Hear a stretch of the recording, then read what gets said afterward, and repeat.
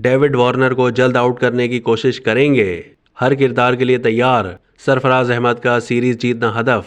Pakistan cricket team के साबिक कप्तान सरफराज अहमद का कहना है कि शान मसूद पहली मर्तबा कप्तानी कर रहे हैं। बाबर आजम टीम में बहुत दिलचस्पी ले रहे हैं। दोनों साथ साथ हैं, एक दूसरे की मदद कर रहे हैं। उन्होंने कहा कि हर खिलाड़ी के इनफरादी अहदाफ होते हैं। पाकिस्तान से निकलते वक्त हम टीम के हदफ बनाकर निकले थे।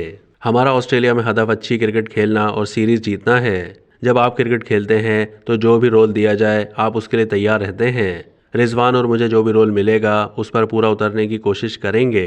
आखिरी सीरीज खेलने वाले डेविड वार्नर के लिए नेक ख्वाहिशात हैं, कोशिश करेंगे कि उनको जल्द आउट करें। उन्होंने कहा कि ऑस्ट्रेलियावी कंडीशंस में सख्त चैलेंजेस के लिए तैयार हैं। सीरीज की तैयारी के लिए 4 रोज़ा मैच बहुत अहमियत रखता है। कोशिश है कि प्रैक्टिस मैच से फ़ायदा उठाएं।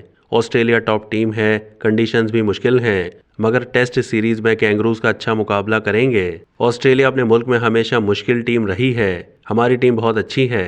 बाबर आजम, अब्दुल्ला शफीक, सऊद शकील और सलमान अली आगा से उम्दा कारकर्दगी की उम्मीद है।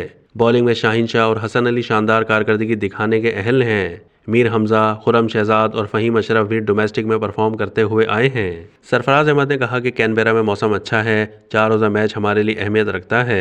पर्थ टेस्ट के लिए तैयारी कर रहे हैं। हमारी बैटिंग और फास्ट बॉलिंग लाइन अच्छी है। पाकिस्तान के पास शाहीन शाह अफरीदी और हसन अली जैसे अच्छे फास्ट बॉलर्स हैं।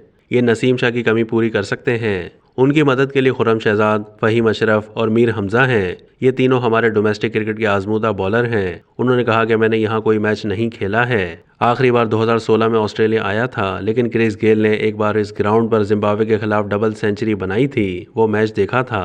अब तक के लिए इतना ही। मज़ीद मालूमात के लिए डेली जंग के यूट्यूब चैनल को सब्सक्राइब कीजिए।